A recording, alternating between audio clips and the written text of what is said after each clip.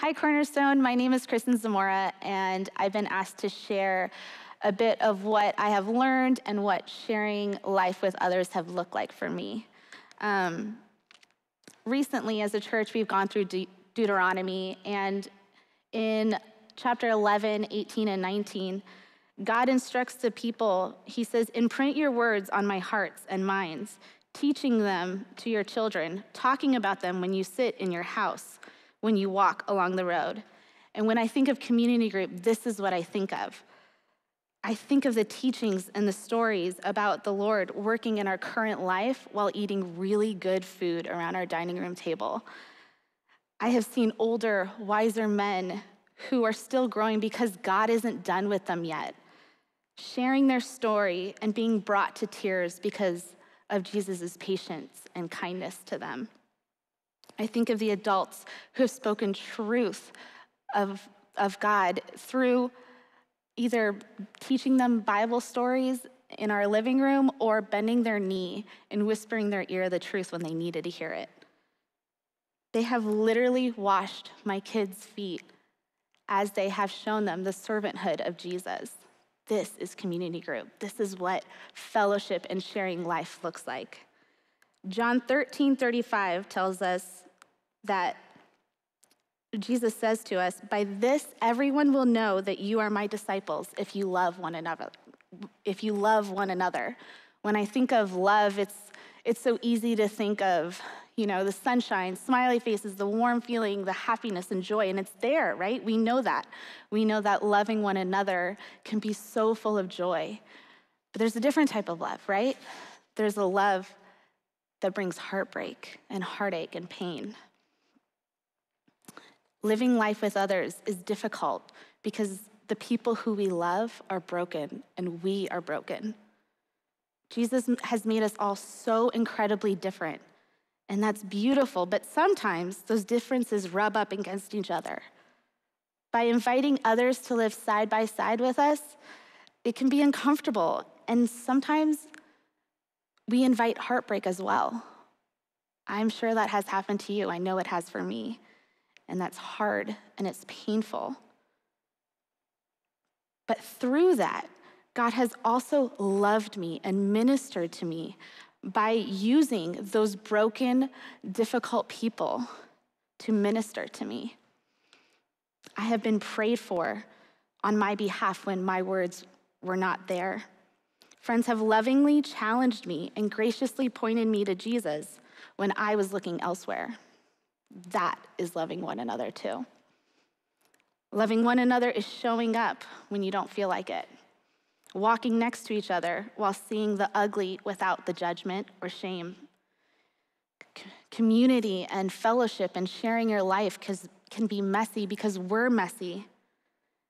Lately, or through our 100 days, we've been learning about how God uses messy people despite themselves. I am so aware of my temptation to hide my messy. I have battled in protecting myself or protecting my ugly from other people. Guarding our struggles and our doubts and our sin, it's exhausting. It can be driven by fear or shame or insecurities. We join in community and living life with others because it breaks down that facade. When we're vulnerable, exposing our need for Christ, we point others to Jesus instead of ourselves. And not just the vulnerable and the huge sin issues, which is important and purifying, but also in the daily weaknesses and the lack of love we're showing our family, in the way we spoke to our kids or our husbands. We allow others into our weakest moments, and we are allowed into others' weakest moments. And there, it is beautiful and sacred. I have sometimes been discouraged when I haven't seen the fruit of living life with others. And I also see in reading the Old Testament how God's people always didn't see the outcomes of their faithfulness either, right? But it was their steady love and persistent work, the leaning in when it was hard and discouraging, that allowed them to remain faithful. I think of just the fact that when we are unified in our vision of loving others, when we are unified in loving others because of Christ who loved us, everything else, that discouragement, that awkwardness, it all grows strangely dim. And what's left is Jesus.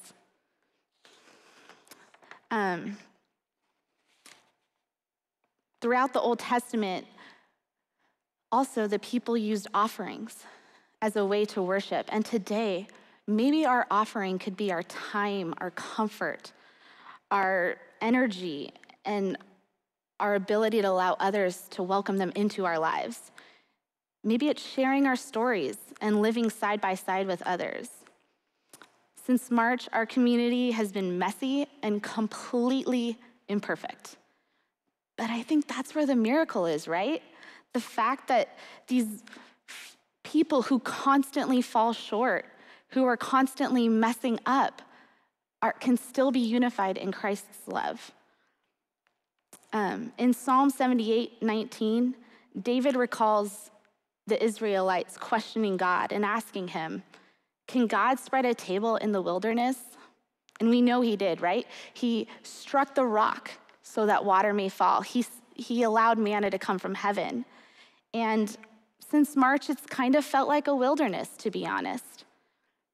But God is still setting our table right now. It just may look a little different. We may be a little shaken, but God isn't. Living life with others may look a little differently for you right now. Maybe you're hosting fellowship on Sundays, or you're being faithful in your community group, or you've met with other people as well. But maybe it's just you and one other person, and you going first in sharing your mess on your front porch. Church, my prayer is that we will remain faithful, not because of who we are, but because God is faithful. May we continue to show up and love one another, inviting them into our ugly and our mess, especially when it's hard. Thank you.